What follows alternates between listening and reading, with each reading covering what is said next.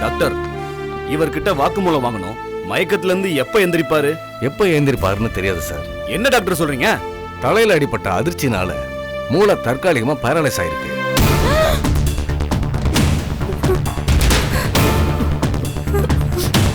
அப்படின்னா பிரெயின் டெட்னு சொல்லுவாங்களே அந்த மாதிரியா? அப்படி இல்ல, மூளை தற்காலிகமா உறைஞ்சு போயிருக்கு. எப்ப வேணாலும் அது தன்னோட இயல்பான செயல்பாட்டு நிலைக்கு வரலாம். அப்படி வரும்போது அவரும் இயல்பு நிலைக்கு திரும்பிடுவாரு. அப்போ உயிருக்கு எந்த ஆபத்தும் இல்ல இல்லையா? ஏன் கேக்குறேன்னா, உயிருக்கு ஆபத்துனா கொலை கேஸ் ஆயிடும். அப்படி இல்லனா கொலை முயற்சி கேஸ்னு எழுதணும். உயிருக்கு எந்த ஆபத்து இல்ல, அவரு சேஃபா தான் இருக்காரு. எப்ப எந்திரிப்பாருன்னு மட்டும்தான் தெரியாது. மத்தபடி எந்த பிரச்சனையும் இல்ல. ஓகே டாக்டர், ஒரு டீடைல் ரிப்போர்ட் மட்டும் எனக்கு அனுப்பி வச்சிருங்க. நான் கோர்ட்ல ஃபைல் பண்ணனும். இன்னைக்கு ஈவினிங் அனுப்பி வைக்கிறேன். Thank you doctor. சார், என் தம்பி இந்த நிலைமைக்கு ஆளாக்குறவனுக்கு கடுமையான தண்டனை வாங்கி கொடுத்துருவீங்கல்ல? உயிருக்கு ஒன்னும் ஆபத்து இல்லைங்கிறதுனால கடுமையான தண்டனை கிடைக்கும்னு சொல்ல முடியாது. கொலை முயற்சி வழக்கா இருந்தாலும் இது ஒன்னும் திட்டமிட்ட கொலை முயற்சி கிடையாது. ஏதோ 2 பேரும் சண்டை போட்டுக்கிட்டாங்க. அதுல ஒருத்தர் உணர்ச்சி வசப்பட்டு அடிச்சிட்டாரு. அதுல இப்படி ஆயிடுச்சு. அதனால என் கணக்குப்படி 2 வருஷம் இல்லனா 3 வருஷம் தண்டனை கிடைக்கும். அவ்வளவுதான். பார்க்கலாமா இந்த கேஸ் எப்படி போகுதுன்னு பொறுமையா இருந்ததான் சொல்ல முடியும். சரி, நான் கிளம்புறேன். பாத்துக்கங்க. ஒருவேளை கண்ணை முழிச்சாருன்னா எனக்கு தகவல் சொல்லுங்க. வரேன். ஓகே.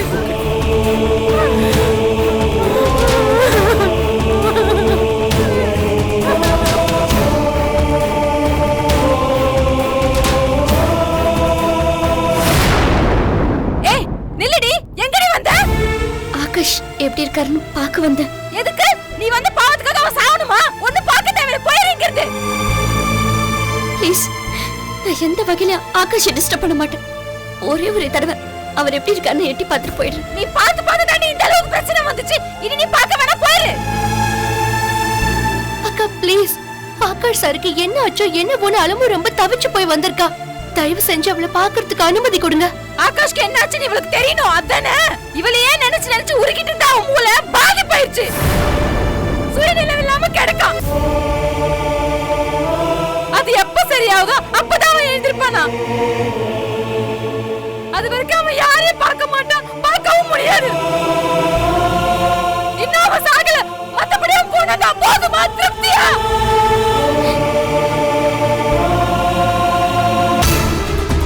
உன்னை கும்பிட்டு கேட்டுக்கிறேன், இப்பவாது நடிக்கிறத நிறுத்து. அசிங்கமா இருக்கு.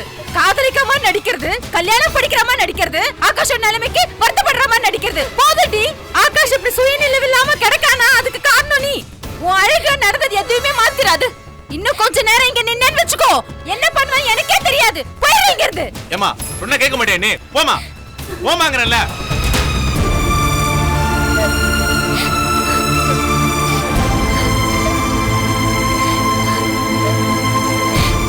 அலமு, அழாத அலமு ப்ளீஸ். அழுகிறதுனால என்ன ஆயிட போகுது? எல்லாத்துக்கும் காரணமாயிட்டு நீ என்ன பண்ணுவா அலமு? இப்படி நடக்கணும்னு இருந்திருக்கு. நடந்தது என்னவா இருந்தாலும் அது என்ன வச்சுதானே நடந்திருக்கு. என்னால ஒரு மனுஷன் ஹாஸ்பிட்டல்ல இருக்கிறார். அவர் பார்க்க கூட விட மாட்டாங்க. அந்த மனுஷனுக்கு என்ன ஆச்சுன்ற குற்ற உணர்ச்சி என்ன கொன்னுடும். என்னால பாதிக்கப்பட்ட 2 பேருக்கும் என்னால முடிஞ்ச பரிகாரத்தை பண்றதுக்கு நான் தயாரா இருக்கேன். ஆனா 2 பேரையுமே பார்க்க முடியல. கோபாலன் உறுதியா என்ன பார்க்க முடியாதுன்னு சொல்லிட்டாரு. அவரோட நிலைமைக்கு நான் தான் காரணம்ன்ற குற்ற உணர்ச்சி எனக்கு வரக்கூடாதுன்னு நினைக்கிறாரு போல இருக்கு. அவரை மறந்துட்டு நான் வேற யார் கூடயாவது என் வாழ்க்கையை அமைச்சுக்கணும்னு நினைக்கிறாரு. அவர் அப்படிதான் நினைக்கிறாருன்னு உனக்கு எப்படி தெரியும்? அரெஸ்ட் பண்ணி கூட்டிட்டு போகும்போது என்கிட்ட சொன்னாரு, நான் குற்றவாளி, எனக்கு இனிமே நல்ல எதிர்காலம் இல்ல, எனக்காக காத்துட்டு இருந்து உன் வாழ்க்கையை வீணாக்கிக்காம உனக்கு பிடிச்ச மாதிரி ஒரு வாழ்க்கையை அமைச்சுக்கன்னு என்கிட்ட சொல்லிட்டு தான் போனாரு. இப்போ நீ என்ன பண்ண போற அலமு? எனக்காக 10 வருஷம் ஆனாலும் காத்துட்டு இருக்கேன்னு சொன்னவர் அவருக்காக ஒரு நாள் கூட காத்துட்டு இருக்க வேணாம்னு சொல்றாருன்னா அவர் எவ்வளவு உயர்ந்த மனுஷனா இருப்பாரு. என் மேல எவ்வளவு அன்பும் பிரியமும் உள்ளவரா இருப்பாரு. அப்பேற்பட்ட மனுஷனுக்காக காத்துட்டு இருக்க போறேன். 4 வருஷமோ 8 வருஷமோ அவர் வெளியில வர வரைக்கும் காத்துட்டு இருக்க போறேன்.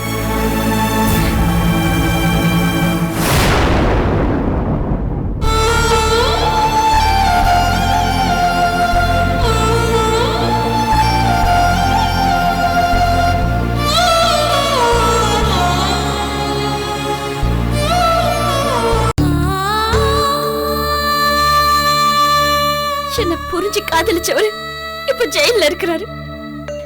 என்ன புரியாமலே காதலிச்சவரு இப்ப கோமால இருக்கிறாரு. தெரிஞ்சோ தெரியாமலோ இது ரெண்டுத்துக்குமே காரணமாயிட்டேன். எங்க அம்மா சொன்ன மாதிரி ஒரு நடப்படமா இருக்கு. என் சிரிப்பு, என் சந்தோஷம் எல்லாமே எல்லாமே அடமானத்துல இருக்கு. எனக்காக ஜெயிலுக்கு போன பூபாலன் திரும்பி வந்தாதான் அடமானத்துக்கு போனதெல்லாம் திரும்பி வரும்.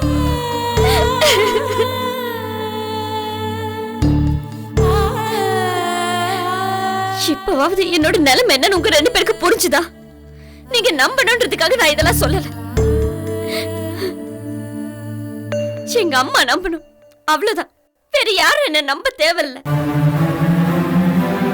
நான் உங்க 2 பேரும் நம்ப வச்சு ஏமாத்தினாதாவே வச்சுக்கோங்க, எனக்கு கவலை இல்லை.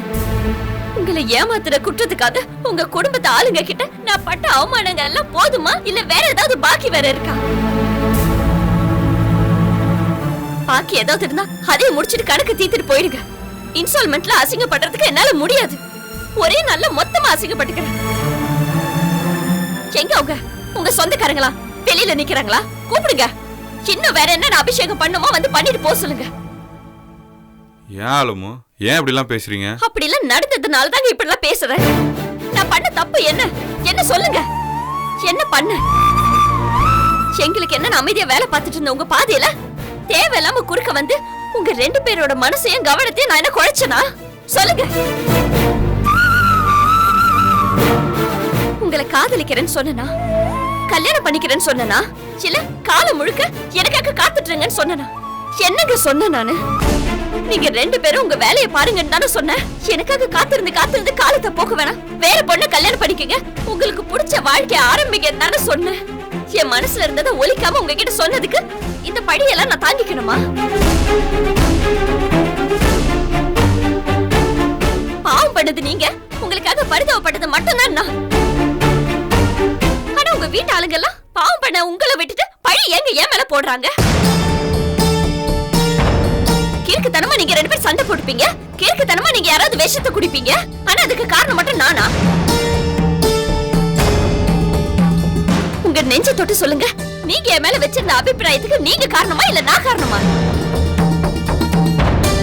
இல்ல நம்ம நடந்த தப்புக்கெல்லாம் காரணம் நாங்க தான். நீங்க எந்த வகையிலும் காரணம் இல்லை. அவனை கல்யாணம் பண்ணிக்க விருப்பம் இல்லைன்னு சொன்னதுனால என்ன கல்யாணம் பண்ணிக்கிறதுக்கு வாய்ப்பு இருக்கிறதா நான் தப்பா நினைச்சிட்டேன். நீங்க கல்யாணம் வேண்டான்னு சொன்னதுக்கு காரணம் குடும்ப சூழ்நிலை மட்டும்தான் நான் நினைச்சேன். அது சரியாயிடுச்சுன்னா நம்ம கல்யாணத்துக்கு நீங்க எந்த தடையும் சொல்ல மாட்டேங்கன்னு நான் தப்பு கணக்கு போட்டேன். ஆனா உங்க மறுப்புக்கு பின்னாடி வேற ஒரு காரணம் இருக்குங்கிறது எனக்கு தெரியல. இப்ப நீங்க சொன்னதுக்கு அப்புறம் தான் எனக்கு எல்லாமே புரியுது. சீரியஸான முடிவு எடுக்கிறதுக்கு முன்னாடி கொஞ்சம் யோசிச்சிருந்தா நான் சொல்லும் போது உங்களுக்கு எல்லாமே புரிஞ்சிருக்கும். நியாயம் இல்லாத ஆசைகள், அதை நிறைவேற்றுறதுக்கு யோசிக்காம எடுக்கிற முடிவுகள், நடவடிக்கைகள், இது எல்லாமே தப்பா இருக்கும்போது அந்த தப்பு உங்க ஒருத்தரை மட்டும் பாதிக்கிறது இல்ல, உங்க சுத்தி இருக்கிற எல்லாரையுமே பாதிக்குது. ஆகாஷோட நடவடிக்கை அவங்க குடும்பத்தை, என்ன பூபாலன் குடும்பத்தை, இப்படி எல்லாரையுமே பாதிச்ச மாதிரி.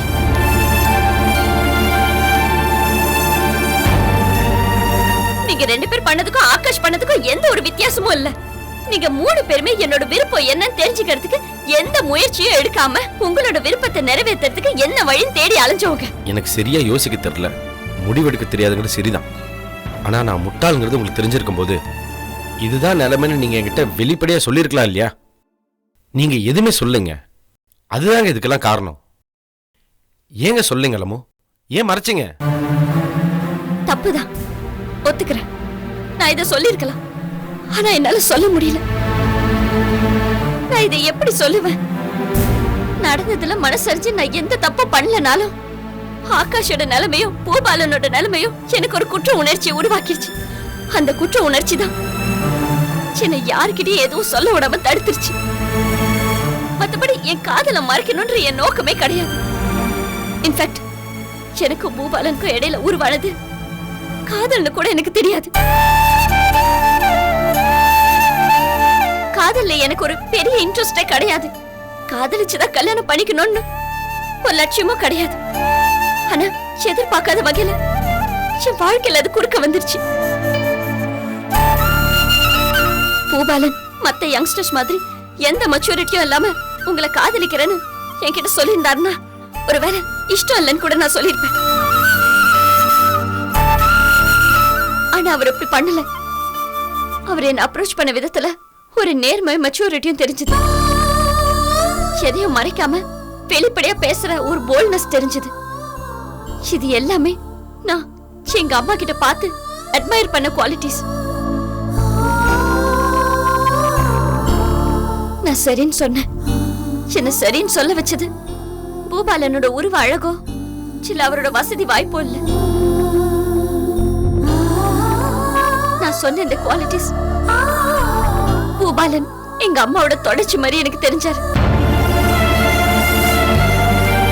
எங்க அம்மாவை விட்டுட்டு நான் வாழ போற அடுத்த கட்ட வாழ்க்கையில நான் எதெல்லாம் மிஸ் பண்ணுவேன்னு பயந்துட்டு இருந்தனோ அது எதுவுமே மிஸ் பண்ண வேண்டிய அவசியம் இல்லைன்ற அஷூரன்ஸ் எனக்கு பூபாலனை பார்த்த உடனே கிடைச்சது. என்ன கல்யாணம் பண்ணிக்கணும்ன்ற அவரோட ப்ரொபோசலுக்கு நான் ஓகே சொன்னேன். அவர் என்கிட்ட கேட்டதும் அதுக்கு நான் சரின்னு சொன்னேன். ஆனா அந்த காதலுக்கு ரொம்ப அல்பாயுசு. ஈசலோட வாழ்க்கை மாதிரி ஒரு நாள் ஒரே நாள் தான், 24 மணி நேரம் கூட இல்ல.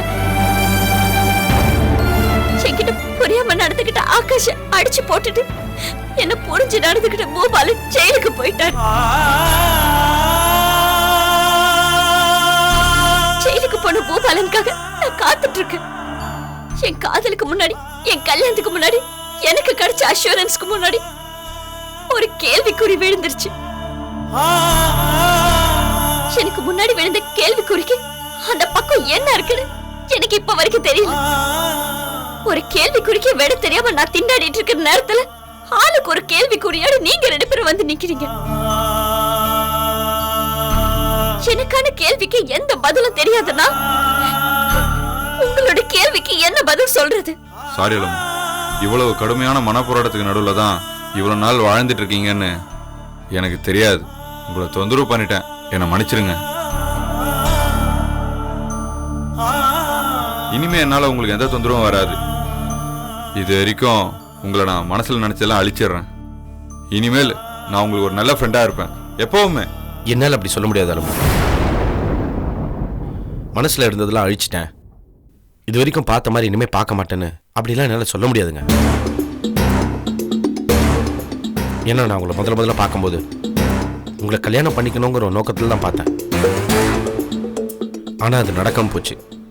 பரவாயில்லைங்க, ஆனால் நான் நினச்சது நடக்கலைங்கிறதுக்காக நான் ஒன்றும் உங்களை தொந்தரவு பண்ண மாட்டேங்க. என்னால் உங்களுக்கு நல்லது நடக்கலைன்னா கூட நிச்சயமாக உங்களுக்கு கெட்டது நடக்காது. அந்த அஷூரன்ஸ் நான் உங்களுக்கு கொடுக்குறேன். நிம்மதியாக இருங்க. நான் கிளம்புறேன்.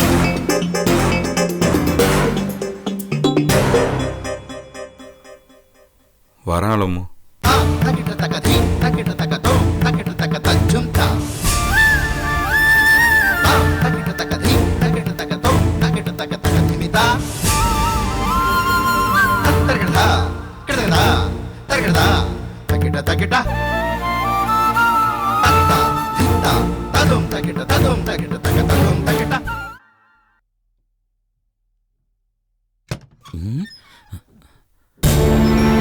Good morning madam. Good morning. Excuse me madam. என்ன? இல்ல சாரை பார்க்கணும். பாருங்க, அதுக்கே என்கிட்ட பர்மிஷன் கேக்குறீங்க? நான் என்ன உங்க சாரோட பாஸா? இல்ல நான் வந்திருக்கேங்கிற விஷயத்த சார்ட்ட சொல்லணும். வர்றவங்க போறவங்க பத்தி எல்லாம் உங்க சார் கிட்ட சொல்றதுக்கு நான் என்ன அவரோட செக்ரட்டரியா? நீங்க தானே அவரோட செக்ரட்டரி. நீங்க வந்திருக்கிற விஷயத்த நீங்களே அவர்கிட்ட சொல்லிடுங்க.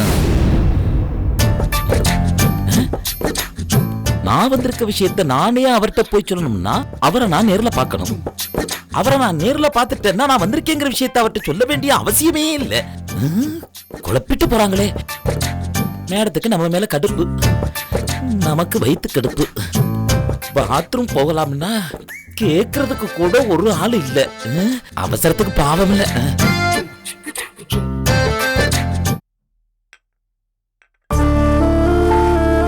நீ வேற ஏதாவது வேணுமாமா? இல்ல எதுவும் வேண்டாம். சரி.